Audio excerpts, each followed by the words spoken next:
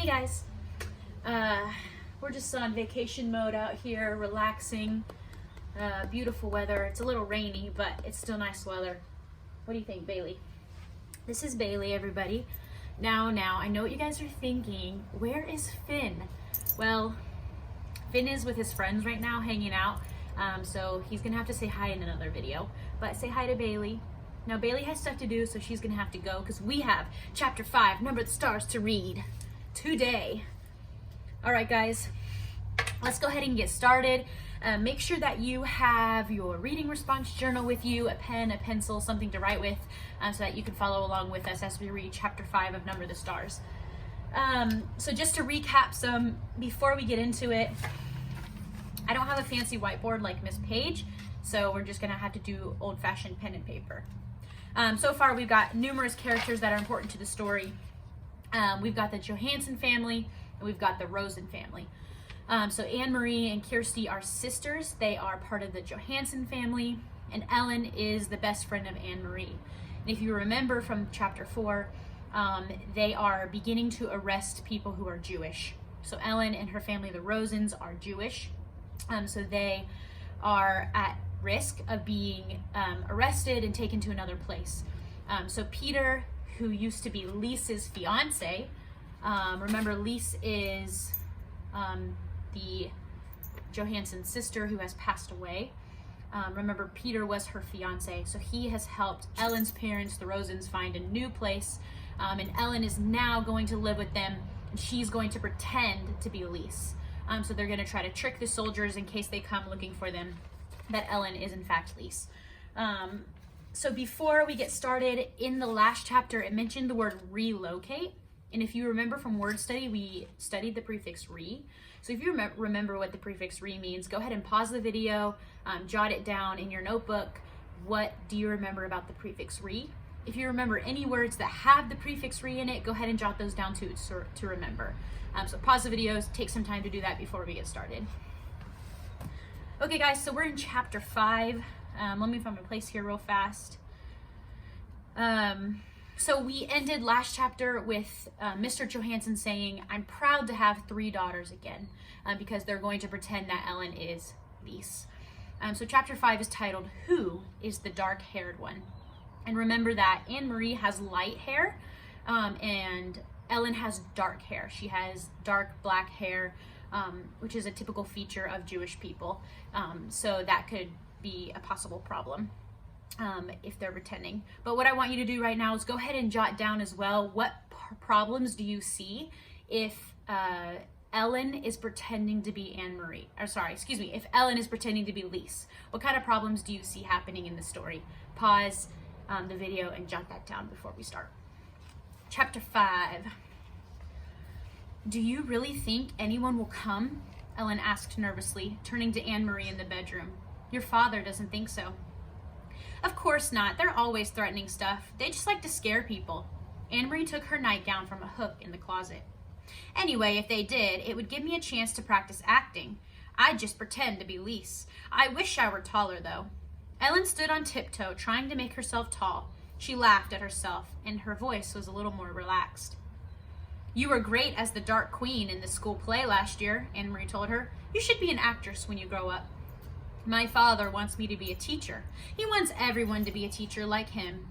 But maybe I could convince him that I should go to acting school." Ellen stood on tiptoe again and made an imperious gesture with her arm. "I am the Dark Queen," she intoned dramatically. "I have come to command the night."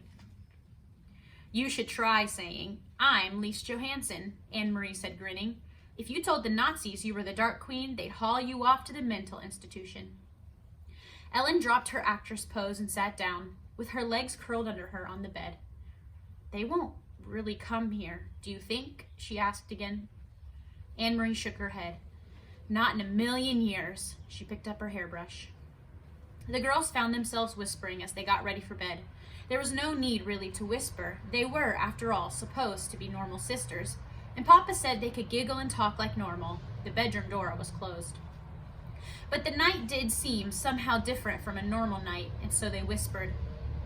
"How did your sister die, Anne-Marie?" Ellen asked suddenly. I remember when it happened, and I remember the funeral. It was the only time I had ever been in the Lutheran church, but I never know what happened.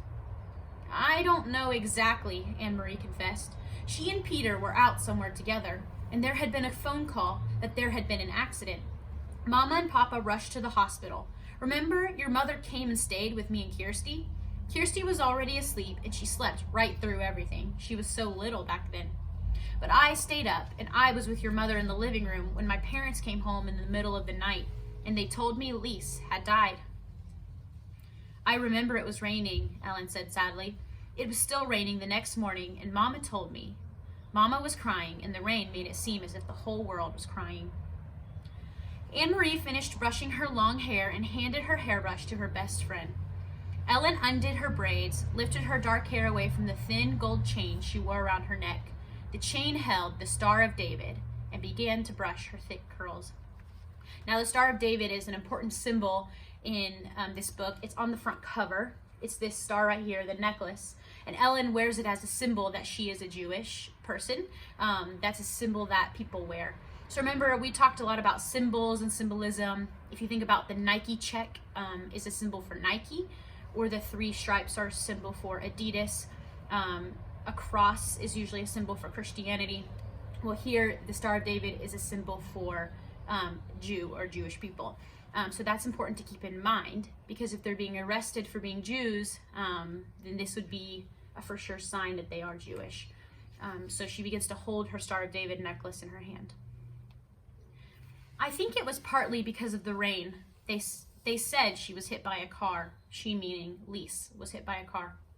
I suppose the streets were slippery, and it was getting dark, and maybe the driver just couldn't see. Anne-Marie went on, remembering. Papa looked so angry. He made one hand into a fist, and he kept pounding it into his other hand. I remember the noise of it. Slam, slam, slam. Together they got into the wide bed and pulled up the covers. Anne-Marie blew out the candle and drew the dark curtains aside so that the open window near the bed let in some air. See that blue trunk in the corner? She asked, pointing through the darkness. Lots of Lisa's things are in there, even her wedding dress. Mama and Papa have never looked at those things, not since the day they packed them away. Ellen sighed. She would have looked so beautiful in her wedding dress. She had such a pretty smile. I used to pretend that she was my sister too. She would have liked that, Anne-Marie told her. She loved you. That's the worst thing in the world, Ellen whispered, to be dead so young. I wouldn't want the Germans to take my family away and to make us live somewhere else. But still, it couldn't be as bad as being dead. Anne-Marie leaned over and hugged her. They won't take you away, she said. Not your parents either. Papa promised that they were safe, and he always keeps his promises. And you are quite safe here with us. For a while they continued to murmur in the dark, but the murmurs were interrupted by yawns. Then Ellen's voice stopped. She turned over, and in a minute her breathing was quiet and slow. Anne-Marie stared at the window where the sky was outlined and a tree branch moved slightly in the breeze. Everything seemed familiar, very comforting. Dangers were no more than odd imaginings like ghost stories that children made up to frighten one another. Things couldn't possibly happen. Anne-Marie felt completely safe, here in her own home, with her parents in the next room and her best friend asleep beside her. She yawned contentedly and closed her eyes.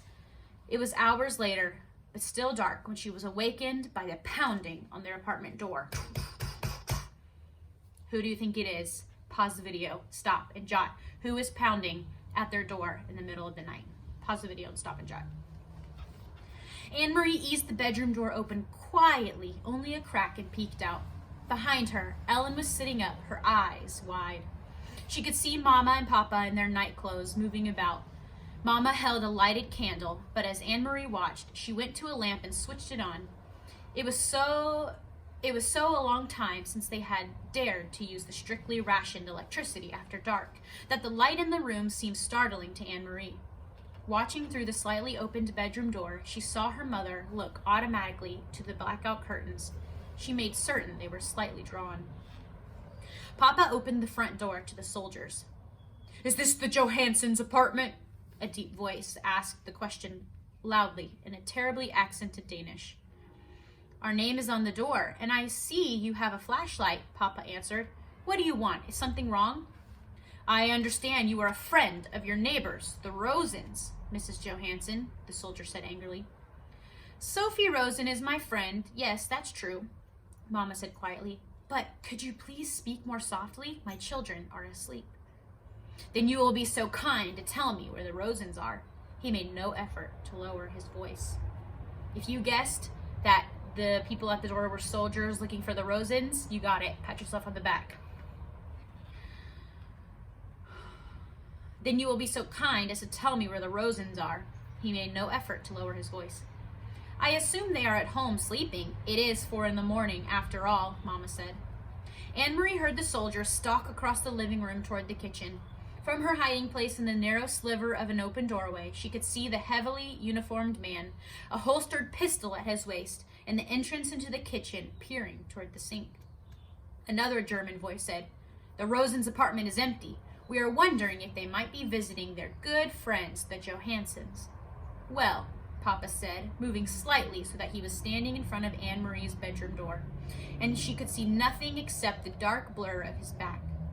As you see, you are mistaken. There was no one here but my family. Then you won't object if we look around. The voice was harsh, and it wasn't a question. Please don't wake my children, Mama requested again. There's no need to frighten the little ones. The heavy booted feet moved across the floor again and into the other bedroom. A closet door opened and closed with a bang. Anne-Marie eased her bedroom door closed slightly, and she stumbled through the darkness. Ellen, she whispered urgently, hurry, take your necklace off. Remember, the necklace is a symbol that she is a Jew, so she has to take her necklace off. Ellen's hands flew to her neck. Desperately, she began trying to unhook the tiny clasp. Outside the bedroom door, the harsh voices and heavy footsteps continued. I can't get it open, she said frantically. I never take it off. I can't remember how to open it. Anne-Marie heard a voice just outside the door. What's in here? Shh, her mother replied. My daughter's bedroom. They're sound asleep. Hold still, Anne-Marie commanded. This will hurt. She grabbed the gold chain and yanked it with all her strength and broke it.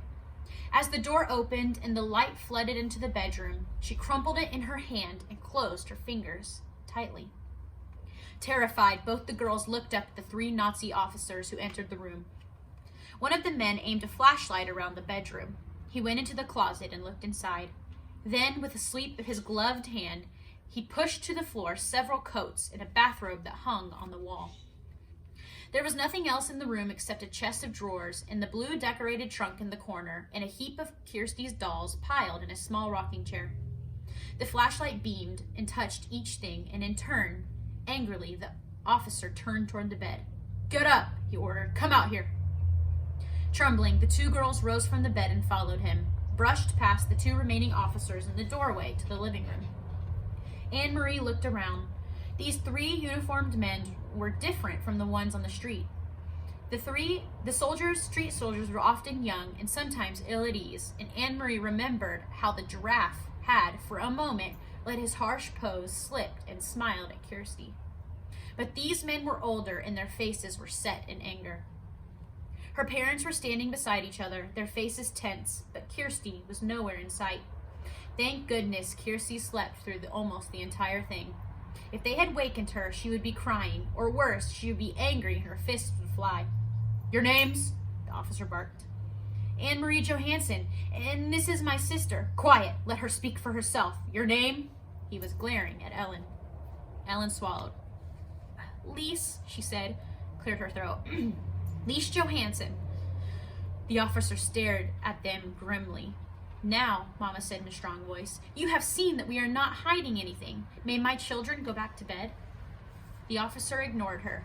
Suddenly, he grabbed a handful of Ellen's hair. Ellen winced. He laughed scornfully. You have a blonde child sleeping in the other room, and you have this blonde daughter. He pointed toward Anne-Marie with his head.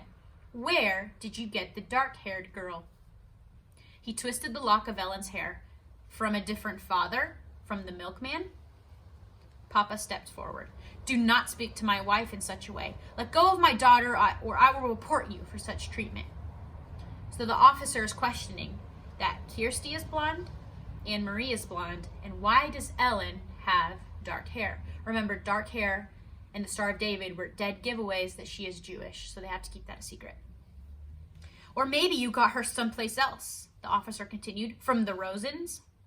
For a moment, no one spoke. Then Anne-Marie, watching in panic, saw her father move swiftly to the small bookcase and take out a book. She saw that he was holding the family photograph album. Very quickly, he searched through the pages and found what he was looking for. He tore out 3 pictures from 3 separate pages. He handed them to the officer, who released Ellen's hair. You will see each of my daughters, each with their names written on a photograph, Papa said. Anne-Marie knew instantly which photographs he had chosen. The album had many pictures, all poorly focused pictures of school events and birthday parties, but it also contained a portrait taken by a photographer of each girl as a tiny infant. Mama had written in her delicate handwriting the name of each baby daughter across the bottom of the photographs. She realized, too, with an icy feeling, why Papa had torn those pictures from the book. At the bottom of each page, below the photograph, was written the date, and the real Lise Johansson had been born 21 years earlier. Kirsten Elizabeth, the officer read, looking at the Christie's baby picture. Then he dropped the photograph to the floor. Anne-Marie, he read next, glanced at her and dropped the second photograph. Lise Margaret, he read finally, and stared at Ellen for a long, long time. In her mind, Anne-Marie pictured the photograph that he held, the baby, wide-eyed, propped against a pillow, her tiny hand holding a silver teething ring, her bare feet visible below the hem of an embroidered dress, the wispy curls, dark hair. The officer tore the photograph in half and dropped the pieces to the floor. Then he turned, the heels of his shiny boots grinding into the pictures, and left the apartment. Without a word, the other 2 officers followed. Papa stepped forward and closed the door behind him. Anne-Marie relaxed and clenched the clenched fingers of her right hand, which still clutched Ellen's necklace. She looked down and saw that she had imprinted the Star of David on her palm. And that is the end of chapter 5, you guys. So once again, we have that symbol of the Star of David, that Anne-Marie was holding it in her hand so long that it became imprinted in her hand. So there's significance in that necklace that we'll talk about in the future times in the book. So make sure that you did your stop and jots along the way. If you didn't, I encourage you to rewind, go back and watch the video and stop and jot all the way through. For today, we are done with chapter 5. If you have any questions or thoughts about the book, go ahead and jot them down, because it's important to ask yourself questions as you're reading. And join us next time for chapter 6 of Number the Stars. Bye.